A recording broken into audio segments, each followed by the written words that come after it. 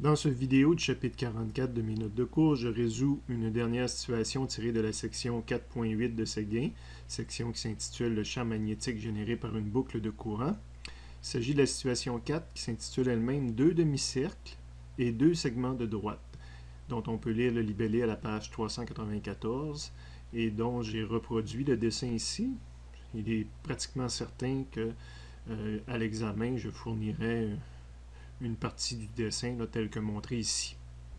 Après une première lecture, en deuxième lecture, on va identifier nos données. Donc, on a le schéma qui est en soin de données. On nous dit que la pile génère un courant de 2 ampères. Première donnée, I est égal à 2 ampères.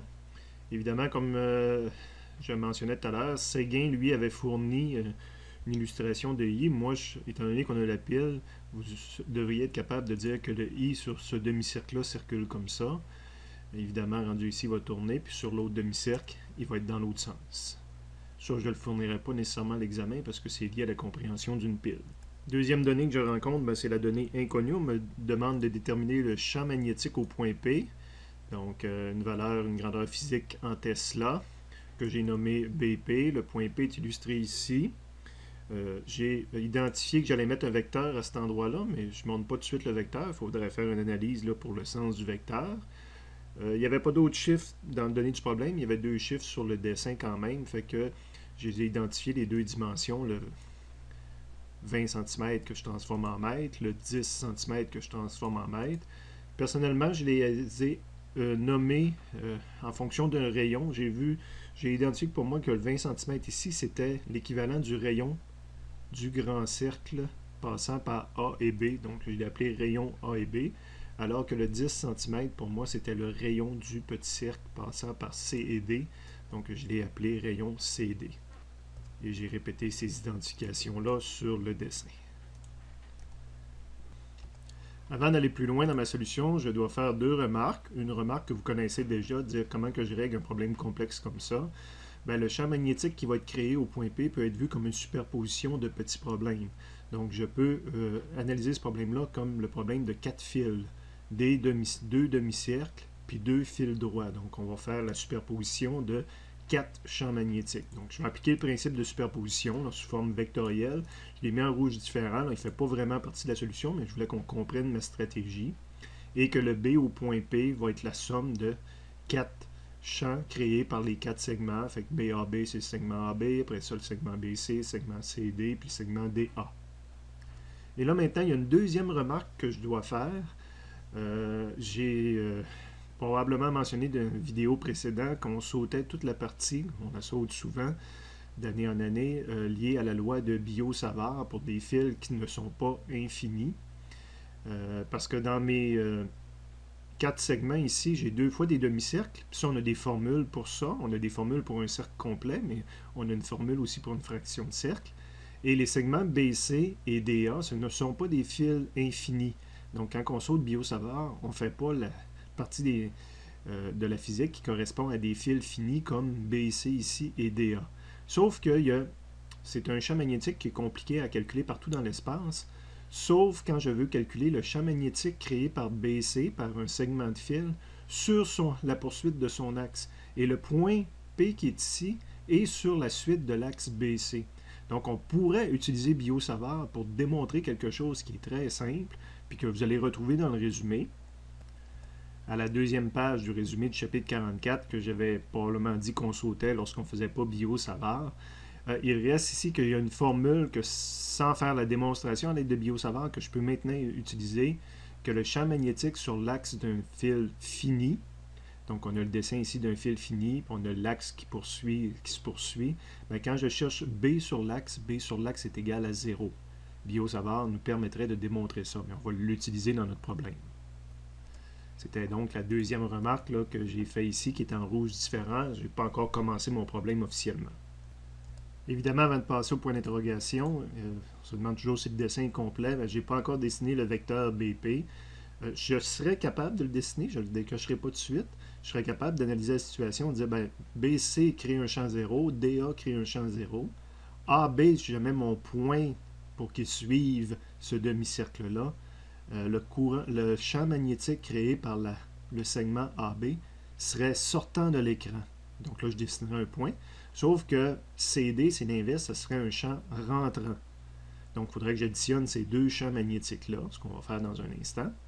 Mais, étant donné que c'est le même courant qui circule partout, mais que concernant CD, je suis plus proche du courant, ben, le champ magnétique qui est rentrant serait plus grand. Donc, quand je vais additionner les deux vecteurs, je m'attends à ce qu'ils soient rentrants ici.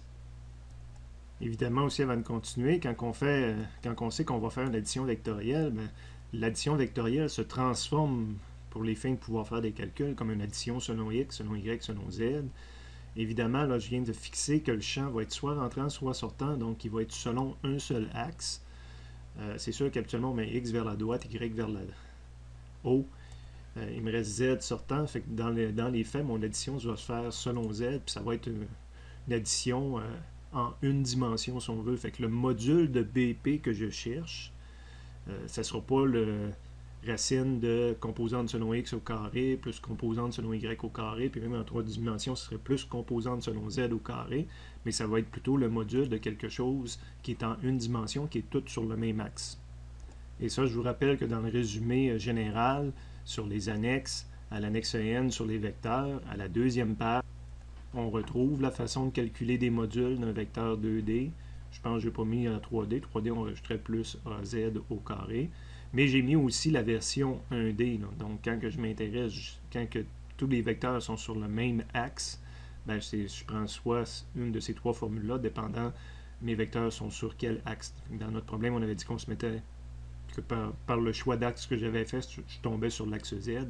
Donc, je vais prendre la troisième version ici. Première chose que j'ai donc écrit, le BP que je cherche. Ça, c'est la formule telle qu'on vient de la voir. Le BP que je cherche va être égal à valeur absolue de BP selon Z. Évidemment, je n'ai aucune de ces deux valeurs-là pour l'instant. C'est une équation et deux inconnues. Et là, je vais faire ma superposition selon l'axe Z, parce que tout se passe selon l'axe Z. Ça, c'est la formule qu'on peut retrouver au chapitre 44 pour un nombre indéterminé de champs magnétiques qui aurait été créé. Dans mon problème, ben, j'en ai 4. Il y en a 2 qui vont être égales à 0, mais initialement, la première chose que j'aurais écrit, c'est le B créé par, dans ce cas-ci, j'ai dit première section, j'ai commencé comme si le problème commençait ici, comme sortant de la pile. Donc, le premier champ magnétique, ça va être le champ magnétique créé par AB. Selon Z, ce champ magnétique-là, quand on place nos doigts sur le courant, il était sortant de l'écran. Donc, il est dans le bon sens de l'axe Z. Donc, ça me prendrait le BP créé par AB selon Z. Mais c'est un plus. Je peux enlever le petit selon Z puis écrire tout de suite plus parce qu'il est directement sur l'axe des Z. Hein? Le AB est sortant de l'écran. Le deuxième champ magnétique, c'est le champ magnétique créé par le fil BC. Mais lui, il est égal à 0, lié sur le commentaire que j'ai fait tout à l'heure. Donc, selon l'axe Z, mais selon n'importe quel axe, de toute façon, il est égal à 0. Après ça, j'arrive au champ magnétique créé par la section CD. Cette fois-ci, le sens de rotation est inversé, donc BCD va être rentrant. Donc, ça va être un signe négatif. BCD selon Z, mais ça devient un moins BCD. Quand je suis directement sur les axes, ça revient à écrire un signe plus ou moins. Il est rentrant dans le sens contraire de l'axe des Z, donc c'est un moins BCD. Et le dernier bout de courant, c'est le courant DA. Mais lui, ce courant-là crée un champ magnétique égal à 0 aussi, basé sur la même remarque que tout à l'heure. Donc, je viens de... C'est sûr que ces dessins-là, j'aurais pu les faire sur le dessin, mais je trouvais que ça alourdissait moins, mais j'en ai besoin là, pour montrer comment j'ai analysé mes choses. Donc, c'est la deuxième équation de physique que j'utilise et ça a rajouté deux inconnus supplémentaires. Évidemment, maintenant, je vais pouvoir trouver des formules pour calculer des champs magnétiques comme tels. Là, il y a un peu de traitement mathématique qui est fait ici quand je le fais de façon conventionnelle. Sinon, ben, je m'en vais calculer mes champs B. Et là, on est dans le bon endroit du chapitre. Ça me prend le B créé au centre d'un arc de cercle. Je suis dans les résumés, vraiment dans le chapitre 44. Première page, je vais trouver rien qui correspond à des arcs de cercle. Deuxième page, je vais trouver ça un petit peu plus loin sur la page. Champ magnétique au centre d'un arc de cercle parcouru par un courant. On a ça ici. Peut-être écrit différemment dans votre version, mais c'est très équivalents. J'ai juste pensé à rajouter le n parce que je peux le faire, oui, pour juste un arc de cercle, mais l'arc de cercle pourrait se répéter plusieurs fois, mais ça rajoute le n dans la formule. Donc, soit en fraction d'arc de cercle ou en angle. Évidemment, c'est pas le même angle qu'en haut ici. Là, c'est l'angle de mon arc de cercle. C'est pour ça que j'ai rajouté le commentaire, là, que dans une formule, l'angle était défini comme ça. Puis dans cette formule-là, l'angle est défini plutôt comme l'angle de l'arc de cercle. De toute façon, j'ai des arcs faciles à calculer. J'ai des demi-cercles. Donc, je vais plutôt y aller avec la fraction puis écrire que f est égal à une demi. De retour à mon problème, c'est la formule que j'ai transcrite ici, que je vais maintenant appliquer à mon problème pour le premier B que je cherche, le BAB. Donc, BAB est égal à... J'ai dit que c'est une demi-cercle. C'est sûr que là, quand je remplace des chiffres, je suis supposé d'avoir des chiffres dans ma liste de données ici. Mais déjà, l'analyse de la situation aurait pu m'amener à poser que, entre autres, n était égal à 1. Mais je le mets en rouge différent dans le sens que je n'enlèverai pas de points. Si quelqu'un m'aurait été me le remplacer, on va voir aussi, là, n est égal à 1, que j'ai fait un remplacement. Mais c'est vrai que au niveau de l'interprétation des données, déjà, j'aurais pu mentionner que n était égal à 1. Je vais négliger, je n'enlèverai pas de points associés à ça. Et j'avais aussi, évidemment, une demi-cercle, si on veut, ou une demi-spire. J'aurais pu aussi écrire spire ici. Le F, là, montrer que c'était des demi-cercles. Donc, je remplace F par une demi, j'ai une valeur pour F, j'ai une valeur pour N. Évidemment, multiplié par 1, ça ne change rien aux autres paramètres. Mu 0, c'est une constante. Le I était donné dans les données en haut, c'était 2.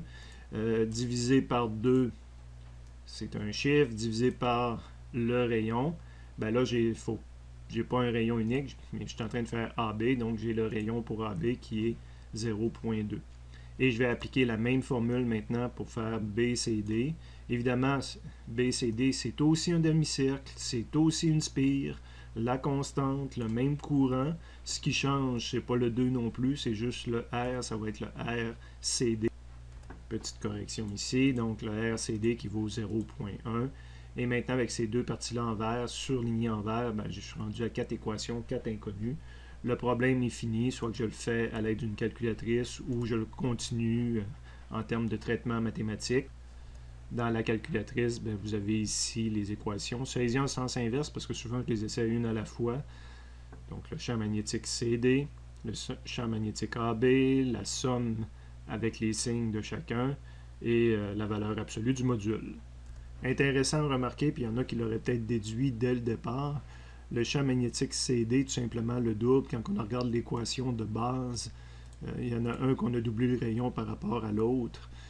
Puis c'est au niveau division, donc quand que le rayon a augmenté, le champ magnétique a diminué de moitié. Et évidemment, parce que justement ils sont dans le rapport 1, 2, puis qu'ils sont en sens inverse l'un de l'autre, ben, quand je les additionne avec signe, le CD était rentrant, c'est lui le plus haut, puis lui avec signe, il est négatif. Donc, moins 6 plus 3, c'est ça qui a donné le moins 3, ou en valeur absolue, juste le 3. La seule chose qui m'aurait resté, c'est à compléter le dessin en haut en disant que le champ résultant, là, il est rentrant, parce que BCD est plus grand, plus intense, je suis plus proche de cet arc de cercle-là.